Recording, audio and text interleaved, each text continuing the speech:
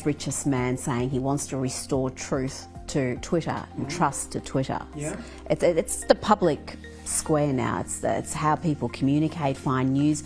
You were personally impacted by Twitter's left-leaning, censorious ways. You've now been restored.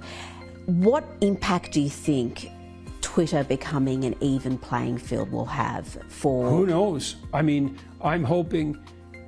I know people who know Elon Musk very well, who've worked for him, and these are very able people, to say the least. And they really admire him. He has the ability to do exactly what he did. He went into Twitter and he said, he's a good observer of the Pareto principle. A small minority of people do all the productive work. It's like, all you people, you're gone. And he just does it. It's like, and everybody who's whiny and complaining whines and complains about that, and no doubt some people who were doing a credible job were also let go, because it's a pretty broad swath, let's say. But he's got rid of 75% of the people, and Twitter is still working. With record traffic. Right, exactly. And so I think he will, and apparently he's also put the boots to the people who are trafficking in child sexual exploitation already. Incredible. 2 weeks. Right, no kidding. No kidding. Incredible in two ways. Incredible that he did it, but even more incredible that he could do it that fast and that it hadn't been done. Right, right. So, and Musk also, it seems to me that the evidence is quite clear that he not only has a pretty good eye, but he is capable of learning. So he'll experiment and he'll learn from his experiments, and we'll see if he can clean up Twitter. That's tough.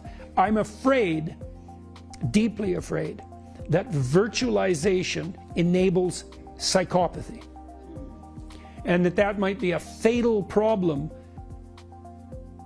socially as we move towards a more virtualized world. It's not easy to keep the Machiavellian, psychopathic, narcissistic sadists under control. They're a small proportion of the population, but it's all about them and their short-term needs, and they'll do anything to make those paramount. It looks to me that when we virtualize the world, we take all the constraints off those people, and that's not good. So, for example, on social media, all the power's in the hands of the accusers. Well, that's not good.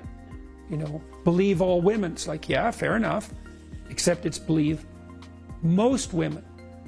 As soon as it's all, it's like, yeah, well, what about the psychopaths? Oh, well, they don't exist. It's like, oh, you wouldn't say that if you ever met one. So if you think that all people who are malevolent are only victims, you're naive and fortunate, and you better wake up, because one of these days someone like that's going to come and knock on your door, and you are going to be one sorry person.